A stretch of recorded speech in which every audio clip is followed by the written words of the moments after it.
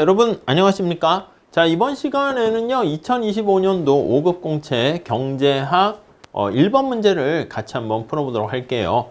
그 문제에 관련된 요 해설은 그 네이버 짱박사 경제학 스터디 카페 게시판에 PDF 파일로 올려놨으니까요. 여러분들께서 그거 보시면서 참고하시면 좋을 것 같아요. 그리고 약간 뭐 해설에 오류가 있거나 이상한 거 있으면 기탄 없이 제보해 주셨으면 좋겠습니다.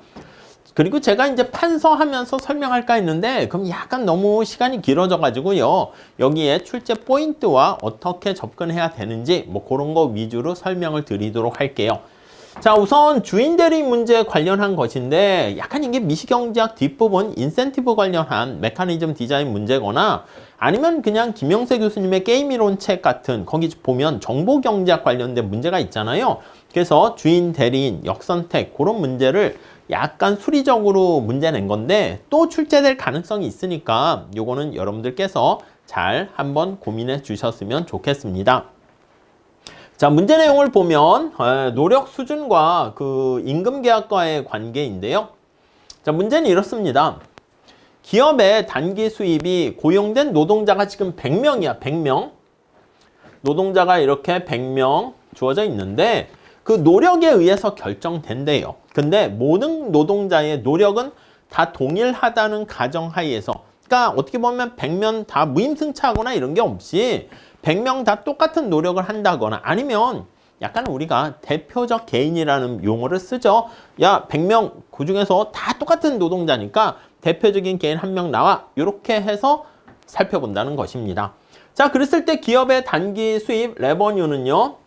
여기 잘 보시면 노동자 수에도 영향을 받아요. 이게 이제 나중에 보면 다시 그리고 뒤에 이에 의해서도 영향받아요. 이가 뭐냐면 아니 노동자가 얼마나 물건을 생산하고 100 여기선 100이죠. 근데 이라는 게 에포트가 되겠죠. 얼마나 노력을 하는가 노력 수준에 의해서 영향을 받습니다.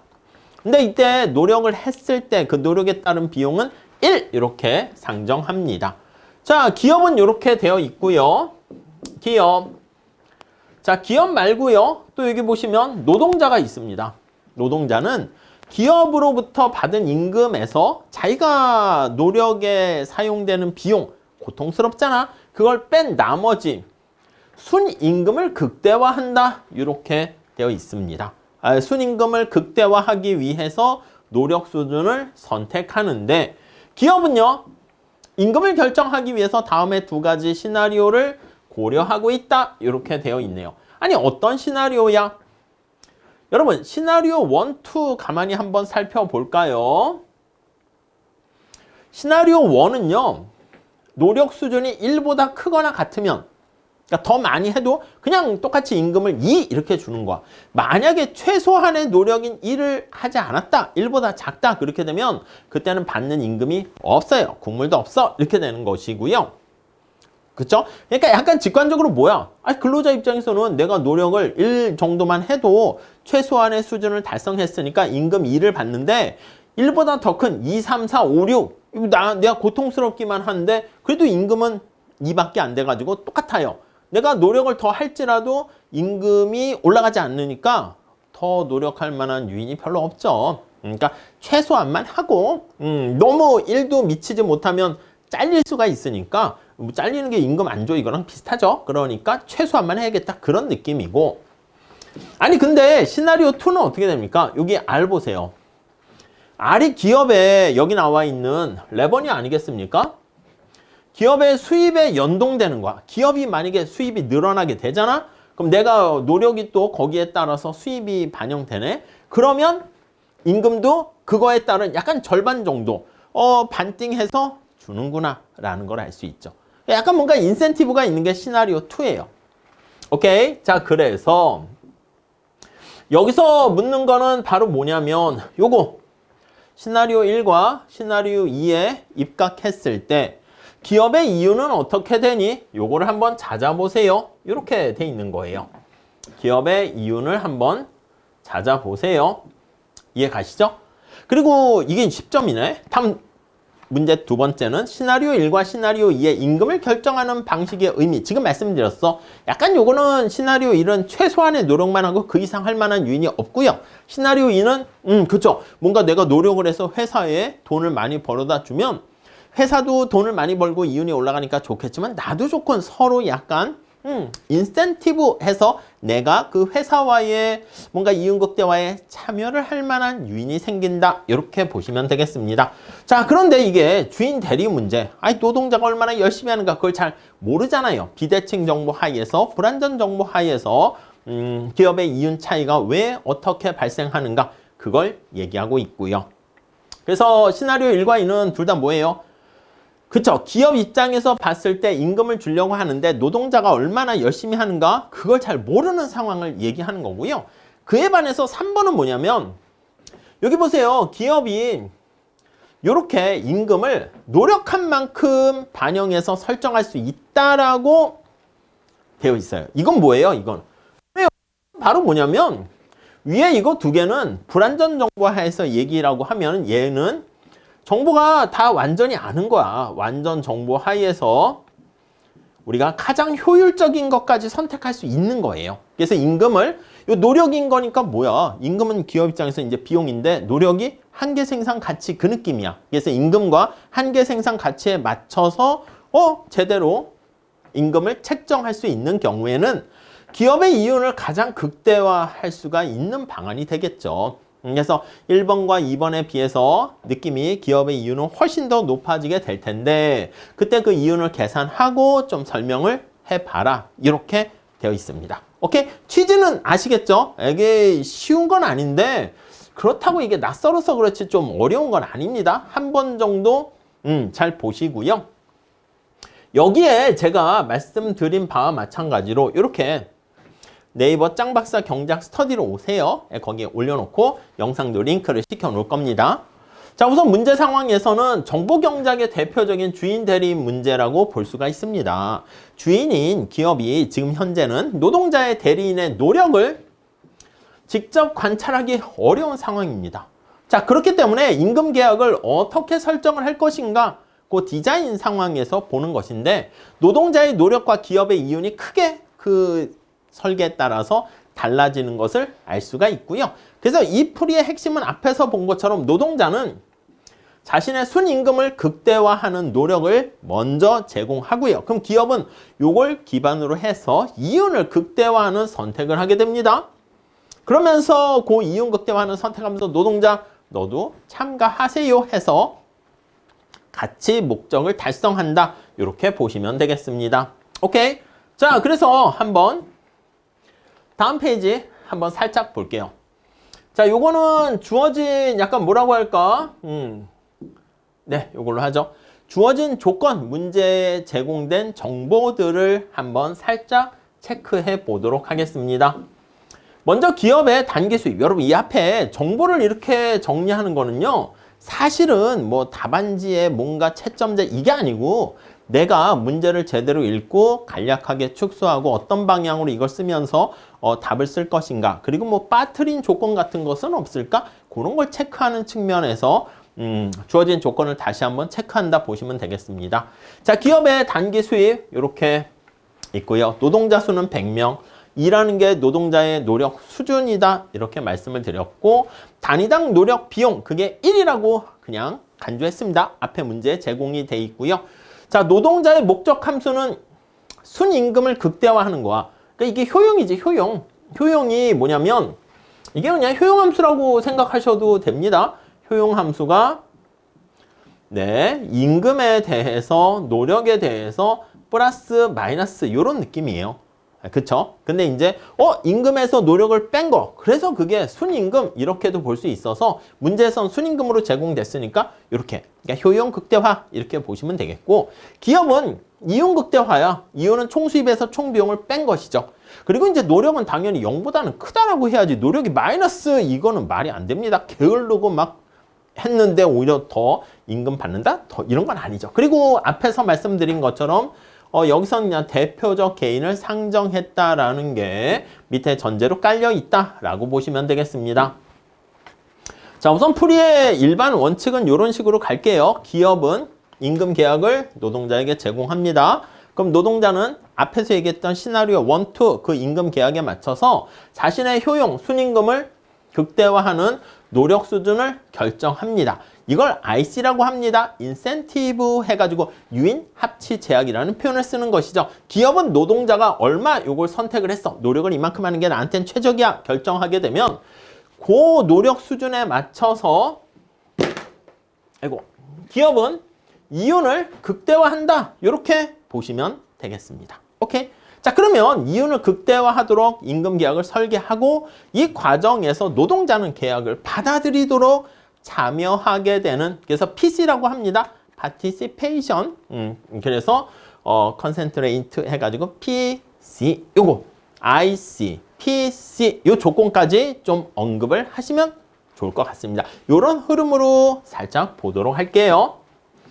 자, 그래서 우리 다음 페이지에 살짝 시나리오 1, 2에 맞춰서 한번 보도록 하시죠. 자, 시나리오 1. 아니, 시나리오 1에서는 임금이 이렇게 설정돼 있어요. 야, 노력은 최소한 1 이상은 해. 그거보다 안 했다? 아이고, 너 임금 없어. 이러는 거죠. 그러니까 요거 얘기하는 거야. 근데 이 근로자 입장에서는요. 굳이 그림은 안 그려도 되겠죠. 근데 그린다 하면 어떻게 되겠습니까? 그린다 하면은 여러분, 그린다 하면 어떻게 돼? 이 수평축이 이제 노력이라 합시다. 임금이라 합시다. 노력이 1은 넘어야 돼. 그렇죠? 자, 그러니까 1이 안 되면 임금이 아예 빵이고요. 1을 넘기면 점프 해가지고 이렇게 주는 거야. 이렇게 임금이 이렇게 생겼다는 거죠. 2라고 쓸게요. 오케이? 그러니까 노동자 입장에서는 여기다 여러분 무차별 곡선을 그리면 어떻게 될까요? 무차별 곡선 그리면 이게 고통이잖아. 노력이라는 게 비재화야. 이해 가시겠죠? 임금은 좋은 거 아니겠습니까? 그러면 무차별 곡선이 이런 식이 되겠지. 물론 이제 좀 주어지긴 해야 되는데, 그래서 이런 식으로 되면 아이고 최소한의 노력만 하는 게 나한테는 이득이겠구나. 그런 것들을 알 수가 있게 됩니다. 아니면 이제 앞에서 본 것처럼 이렇게 표현할 수 있죠. 지금 이게 효용함수다 이렇게 표현을 하게 되면 저는 이제 일반적으로 원점에 대해서 볼록하게 그리긴 했는데 이렇게 표현하면 W로 정리할 수 있겠죠. W로 정리하게 되면 2 플러스 효용 얼마? 이렇게. 그럼 어떻게 돼요? 그러면 그치? 약간 기울기가 1이 되는 형태니까 이렇게 되겠지. 이렇게 되니까 어디가 효용이 가장 극대화됩니까? 여기가 되는 걸로 하겠죠. 만약에 그림 그린다 그러면 이렇게 볼록하게 그리면 안 되겠죠. 이렇게 우아행하는 직선의 형태로 그리긴 해야겠죠. 근데 여기서 이제 그림 그리는 것보다 이제 값을 구하세요라는 거에 초점을 맞추시면 되겠고, 아무튼 최소한의 노력만 하게 된다라는 거 알 거예요. 자, 여기 볼게요. 자, 그래서 근로자 입장에서 생각해 봅니다.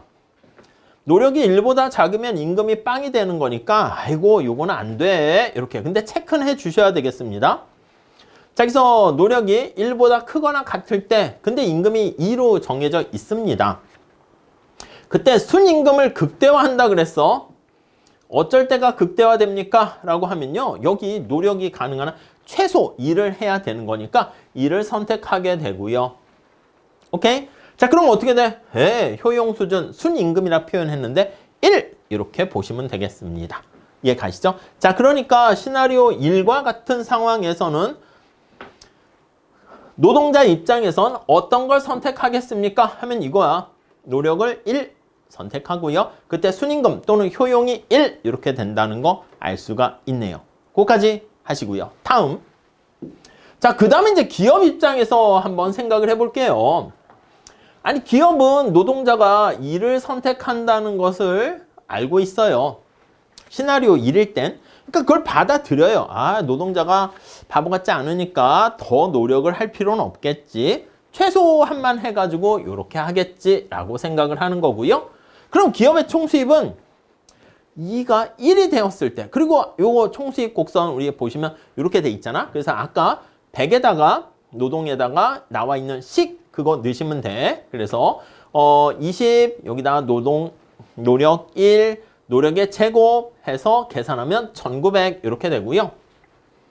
자, 이유는 총수입에서 총비용을 빼는 거잖아. 총비용, 기업이 지급하는 총 지급 노동 비용입니다.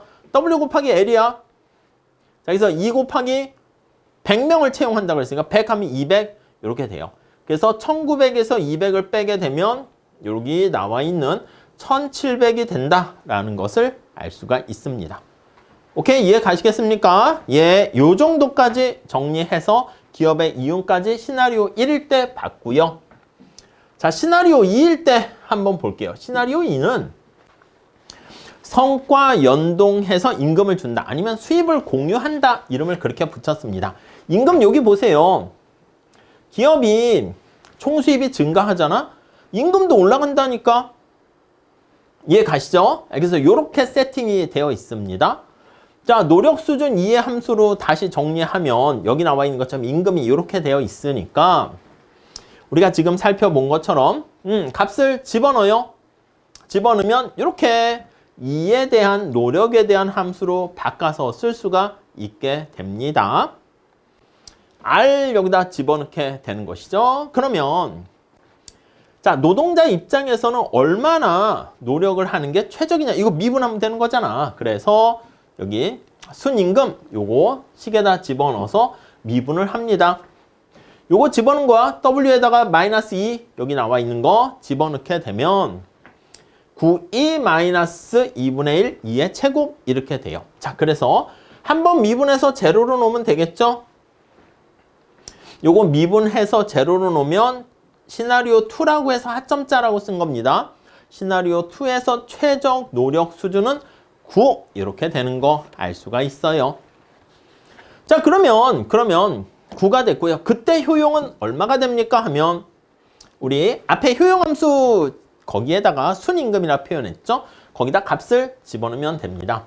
여기다 집어넣으면 되겠죠. 집어넣으시면 이렇게 40.5 이렇게 나오게 됩니다. 오케이, 그 정도까지 보시죠.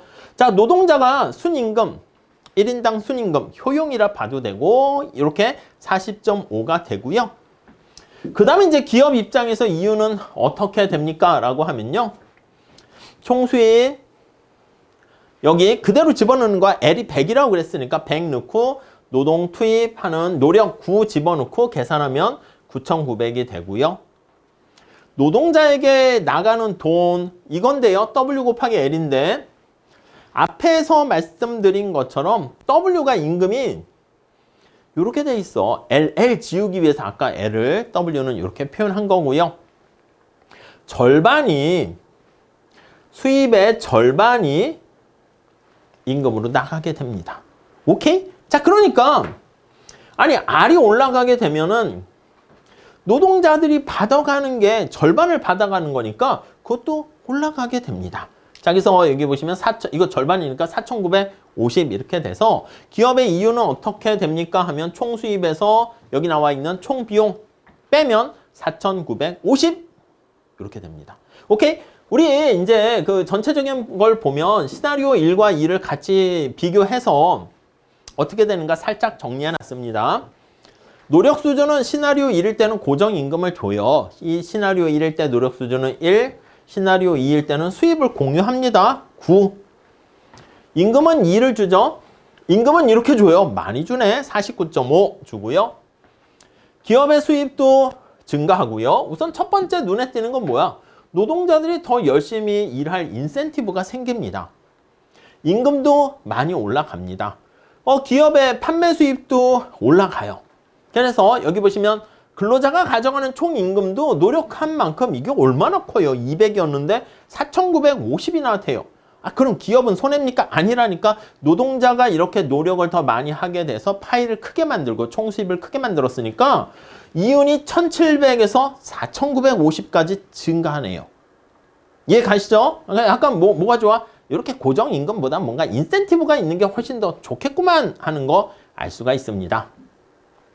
지금 살펴본 것처럼 이렇게 두 시나리오에서 임금 결정 방식에 따른 그 의미와 이윤이 이렇게 차이가 발생하게 된 원인은 뭐냐? 앞에서 말씀드린 것처럼 시나리오 1은 아니 노력을 더 열심히 할 필요가 없는 거야. 최소 노력 기준만 딱 충족하면 돼. 그걸 충족 안 하면 임금이 빵이니까 그 정도까지만 넘어서면 된다라고 보시면 되겠습니다. 그래서 최소 임금 기준에 어떤 계약을 하게 되는 것이고요. 만약에 더 내가 노력을 해봤자 얻게 되는 보상은 없어요. 임금이 내가 더 열심히 최소한의 수준을 넘어서게 되면 그 이상 얻게 되는 게 없는 상황이죠. 그러니까 그것만 됐으면 우리 이거 모럴 해저드가 발생하거나 더 할 수 있음에도 불구하고 뭐 셜킹한다거나 숨겨진 행동을 통해 가지고 그렇게 자신의 노력을 더 발휘하지 않을 수 있겠다. 노력에 대한 한계 보상이 빵이기 때문에 오케이, 그 정도 봐주시면 되겠습니다. 네, 그렇게 봐주시고요. 자, 그러면 두 번째 시나리오, 이거는 성과에 연동해 가지고 임금을 주는 겁니다. 앞에서 본 것처럼 기업의 총수입의 절반을 제공한다, 이렇게 되는 거 아니겠습니까? 오케이? 자, 그래서 수입 공유의 약간 그런 느낌이고요. 성과와 연동해서 임금을 주는 세팅이 되는 것이고, 약간 느낌이 자녀 청구권 그런 거랑도 생각할 수가 있겠네요.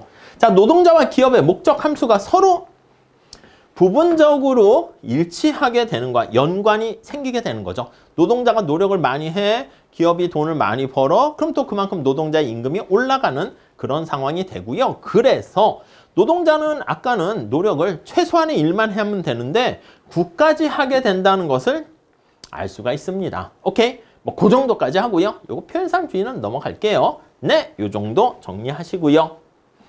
자, 그래서 우리가 이렇게 주인 대리인 관점에서 이윤에 대해서 한번 생각을 해보자 볼 수 있겠습니다. 자, 주인이 기업이고요. 대리인이 노동자가 되는 겁니다. 가능한 한 높은 노력을 요구하고 싶지만 노동자가 적절한 인센티브 제공하지 않으면 그냥 노력은 바람직한 최적 수준보다는 과소 공급이 된다라는 걸 알 수가 있겠죠. 아니, 그래서 임금이 노력과 관련해서 성과와 관련해서 어떻게 잘 연동되는가? 그게 하나의 인센티브, 하나의 메커니즘이 됩니다. 그 첫 번째는 유인 합치성이라고 말씀을 드렸죠. 아니, 시나리오 1에서는 노동자가 최소한의 수준만 그냥 지키면 되는 거였네요. 그래서 노력할 요인이 없어요. 근데 시나리오 2에서는 임금이 아래 연동돼 있다. 그 식을 좀 잘 체크해 보셔야 됩니다. 노력에 따른 한계 임금이 존재하게 되고요. 그래서 요거 미분을 하시게 되면 노력이 올라갈수록 임금 자체가 변하게 되는 거 알 수가 있습니다. 자, 그리고 약간 정보지대라는 표현을 쓰긴 했어. 정보지대는 제일 뒤에 제가 용어 정리도 해놨는데 서로 이제 비대칭 정보 하에서요. 느낌이 뭐라고 할까? 노동자는 자기 스스로가 어떤 사람인지 알잖아. 열심히 하는 사람인지 게으르게 하는 사람인지 기업은 잘 모르잖아. 비대칭 정보하에서. 그러니까 기업이 얘기하는 거지. 아예 너 말이야. 네가 주도권을 누가 갖고 있어요? 노동자 갖고 있지. 그러니까 그런 걸 노동자 갖고 있으니까 주도권을 갖고 있는 것만큼 내가 이만큼 정보가 부족하니까 내가 선심 써서 미리 이만큼 지대, 렌트를 제공하겠다. 약간 노동자한테 생산자 잉여 같은, 공급자 잉여 같은 그런 혜택을 주는 겁니다. 자, 그래서 고정된 임금만 주는 게 아니라 수입의 절반을 제공해 주는 것이죠. 수입의 절반. 그래서 노동자 입장에서 뭔가 추가적인 잉여를 얻게 되는데 이 추가적인 잉여를 정보지대다 이렇게 표현을 했어요. 임금의 약간 전체 수입의 약간 절반을 가져가게 되는 것이죠. 오케이? 자, 그래서 이윤 차이의 핵심은 바로 뭐냐면 시나리오 2가 시나리오 1보다 여기 임금 비용은 훨씬 더 커지지만 노동자도 그만큼 더 열심히 일을 합니다. 그래서 오히려 기업의 총수입도 1,900에서 9,900까지 증가하는 것을 알 수 있어요.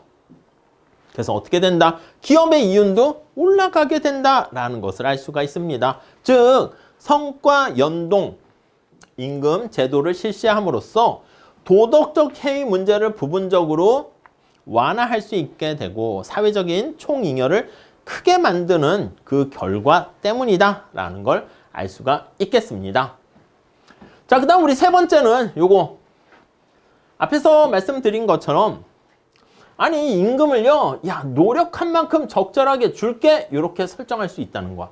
느낌이 뭐냐면 노력한 게 다 보인다는 거예요. 그러니까 약간 불완전 정보, 비대칭 정보가 없고요. 이 경우는 노력 수준을 직접 관찰할 수 있기 때문에 약간 완전 정보 느낌이라고 보시면 돼요. 오케이? 완전 정보 하에서 최선의 상태를 선택한다. 그런 느낌으로 가져가시죠. 네, 그래서 뭐 요거는 그냥 나중에 읽어보시죠. 자, 노동자 입장에서 생각을 해봅니다. 아니, 기업이 내가 얼마나 노력했는지를 다 알아. 내가 노력을 1을 하면 임금을 1을 준대. 그러면 이때 순임금에 해당하는 효용은 빵입니다. 내가 노력을 이만큼 했어. 그랬더니 이만큼 준대. 그러니까 앞에 말씀드린 것처럼 임금이 얘랑 이거라면 딱 주게 된다면 아니 노동자 입장에선 순임금이라 할까? 예, 그거는 빵이 되는 것을 알 수가 있죠. 효용함수가 이렇게 주어져 있으니까. 그래서 약간 유보효용이라는 말을 썼습니다. 내가 말이야 이만큼은 최소한 효용을 누려야 되는데 여기서 어쩔 수 없어. 빵이라고 할 수밖에 없고요. 빵 이상만 되면 그래 기업 너의 계약을 받아들이마 이렇게 된다는 것이죠. 그러면 기업은 노동자에게 정보지대를 안 줘도 돼. 아니 아까 정보지대는 왜 생깁니까? 정보를 갖고 있는 그 정보가 이제 말 그대로 우리가 렌트라고 생각하시면 되겠습니다. 약간 뭔가 박애가 있는 거죠. 그래서 정보를 갖고 있는 상황에서 불리한 쪽에서 내가 이만큼 너한테 추가적인 잉여를 줄 테니까. 근데 여기서는 뭐야? 아니 정보를 다 알고 있잖아. 그러니까 정보지대를 주지 않아도 되기 때문에 기업 입장에서는 훨씬 더 이득이 되는 것이죠. 자, 그러면 기업 입장에서 이윤극대화 수준 어떻게 되는가 볼게요. 자, 이거 앞에 나와 있는 식을 그대로 대입하는 거와 여기 나와 있는 총수입에다가 총비용을 빼는 거죠. 총수입이 이렇게 생겨 있고요. 총비용이 이렇게 생겨 있어요. 원래 이게 우리 앞에서 본 것처럼 W인데 우리의 관심은 이제 노력 이렇게 된다 했으니까 W를 이만큼 이렇게 준다라고 보시면 되겠죠. 자, 그래서 이걸 집어넣어서 정리를 하면 이렇게 됩니다. 정리하시고 내용 스토리를 잘 이해하시는 게 더 중요하죠. 자, 그래서 이윤을 이렇게 에포트 노력으로 미분해서 제로로 놓게 되면 이게 세 번째 시나리오에서의 최종 노력 수준인데 9.5가 돼요. 아니 9.5는요. 앞에서 봤던 시나리오 2보다 여기 잠깐 가볼까? 시나리오 2보다 노력을 더 많이 하게 만드는 거야. 오케이? 자, 그래서 기업의 이윤 총수입 한번 계산을 해보면 여기입니다.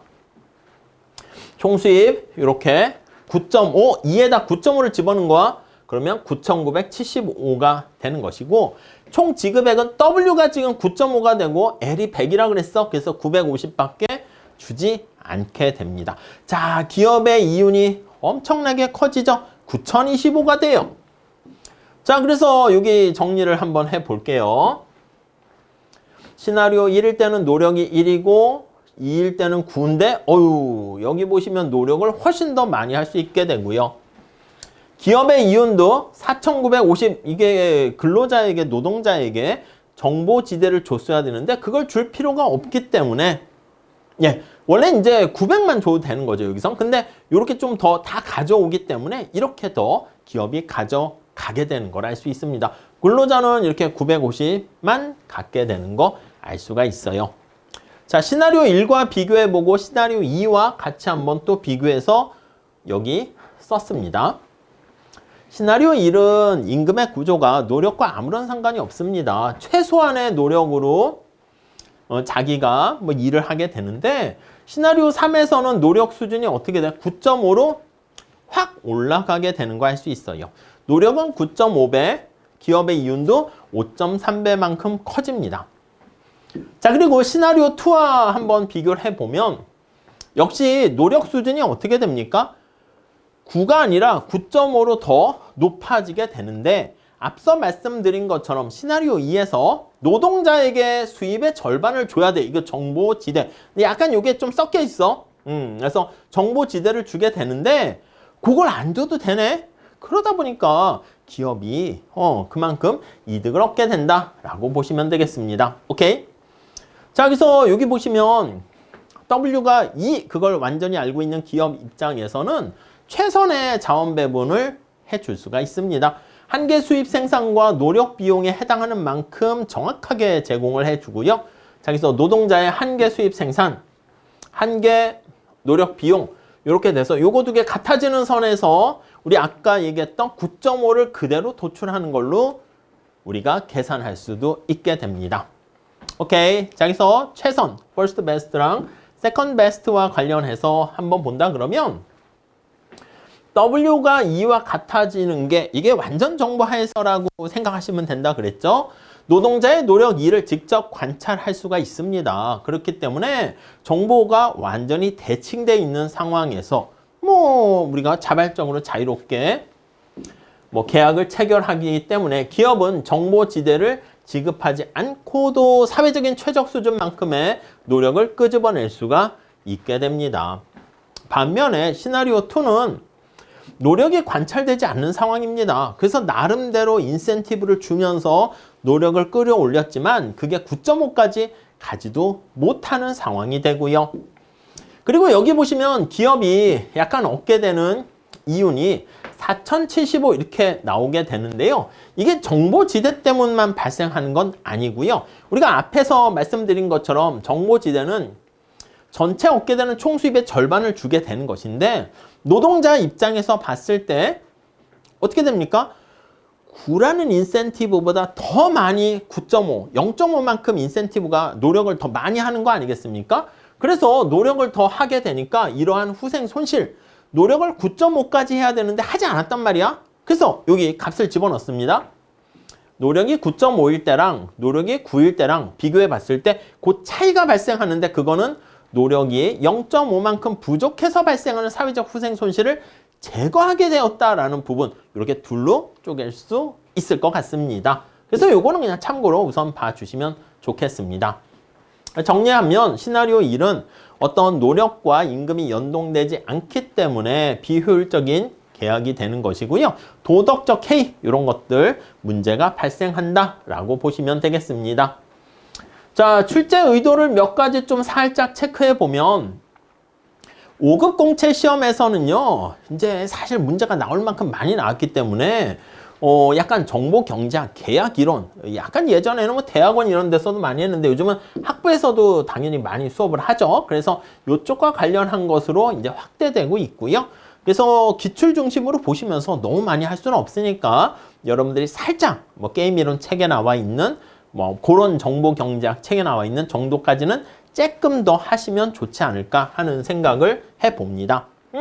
그래서 여기 나와 있는 요거 유인 합치 제약과 참여 제약 이런 것들의 개념을 적용하는 것, 그 정도를 보시면 좋겠고요. 그리고 도덕적 해이라든가 수입 공유제, 성과급제, 임금 계약 시스템 그런 것까지 연결해서 좀 출제가 늘 가능하니까 봐주시면 좋을 것 같습니다. 그 다음 이제 1번 문항에서 노동자의 최적 에포트, 노력 수준 같은 것들 관련해서 정리해서 잘 풀어주시면 좋을 것 같고요. 그리고 요 3번 문항에서도 요거 저렇게 그냥 하네 이렇게 하는 것도 좋은데 좀 의미를 좀 잘 찾으시면 좋을 것 같습니다. 자, 우리 여기 제가 암기해야 할 그 용어를 좀 정리해놨어요. 주인 대리 문제는 다 아실 거고요. 도덕적 해이 그리고 역선택 이것도 아실 거고요. 유인 합치 제약, 참여 제약, 유인 합치 제약이 이거죠. 대리인 입장에서 봤을 때 주인이 원하는 수준의 노력을 자발적으로 선택하도록 임금을 설계하는 노동자한테 효용 극대화 조건이 되는 겁니다. 뭔가 인센티브를 제공해야죠. 참여 제약은 뭐냐면 대리인의 효용이 여기서 이제 노동자죠. 자신의 유보 효용, 내가 말이야 최소한 이만큼은 효용을 누려야지 내가 계약을 받아들일 거야. 그걸 얘기하는 거야. 그래서 어느 정도까지 해서 받아들일 수 있습니까? 그거고요. 자, 인포메이션 렌트라는 것은 정보의 비대칭 하에서 대리인에게 추가로 지급되는 약간 잉여랄까? 그거예요. 노력을 좀 더 유도하기 위해서 유보 효용을 초과해서 앞에서는 유보 효용이 제로였습니다. 근데 그거보다 좀 초과해서 뭔가 잉여를 제공하는 거 그걸 바로 정보지대 이렇게 보시면 되겠어요. 자, 그리고 최선, 차선 나와 있는데 참고로 보시면 되겠네요. 자, 그리고 이제 앞서 말씀드린 요거 고정임금제, 그리고 수입공유제, 강제계약. 강제계약은 이제 이제 기업이 다 정보를 알고 있다라는 거 보시면 되겠죠. 그래서 요거 정리해 놨으니까 한번 보시고, 뭐 풀이공식 같은 거는 중간에 계산 실수하지 않고 1개 조건, 2개 조건까지 당연히 좀 체크하시면 당연히 좋겠죠. 그리고 이윤과 관련해서 정보지대랑 뭔가 노력을 더 하지 않아 가지고 발생하는 사회적 후생 손실, 그거의 합이 약간 이윤의 최선책과 차선책 이윤, 시나리오 3과 시나리오 2라 할 수 있겠죠. 그 차이만큼 이렇게 보시면 될 것 같습니다. 자, 뭐 시험장에서 뭐 반드시 체크해야 할 사항 뭐 이렇게 넣어놓긴 했는데 그냥 한번 요거는 읽어보시고, 중간에 제가 늘상 이렇게 시험 문제를 내보면 중간중간에 계산 실수도 많이 하는데 어쩔 수 없습니다. 큰 그림 잘 그려보시고 계산 문제 자꾸자꾸 잘 한번 풀어보시는 게 제일 좋은 방법이 아닌가 하는 생각을 해보고요. 응용학습 관련해서 뭐 무임승차라든가 노력의 비용 함수를 이런 식으로 다르게 또 줄 수가 있습니다. 그리고 수입 공유 비율을 반띵 하는 걸로 했는데 여기서는 이제 알파로 해가지고 기업이 얼마나 수입을 공유해서 나눠주는 게 좋을까, 이런 거 나중에 제가 한번 문제로 만들면 올려놓고 한번 설명을 좀 드리도록 할게요. 저도 아직 고민을 안 해봐가지고. 그리고 노동자들에게 유보 효용이 플러스 되었을 때 참여 제한, 이런 것들. 그리고 기업이 위험 중립적이고 노동자들이 위험 기피적인 그런 상태. 뭐 근데 이제 서로 다르게 이제 위험 깊이도를 얘기할 수가 있겠고, 성과에 대해서 우리가 이만큼 수입이 있다 이렇게 얘기했는데, 아니 여기다가 이제 약간 노이즈, 확률적인 충격을 집어넣어서 좀 응용할 수도 있을 것 같습니다. 자, 그래서 좀 약간 어떻게 보면 낯선 문제가 될 수 있겠지만 모든 미시경제학 뒷부분에 도덕적 해이 관련해 가지고 나와 있는 내용이고요. 조금 더 들어가셔서 정보경제학 책을, 게임이론 책 같은 걸 중심으로 해서 조금 정리를 해 주시면 좋지 않을까 하는 생각을 해봅니다. 또 언제나 출제될 가능성이 있습니다. 아시겠죠? 자, 여기까지 할게요. 감사합니다.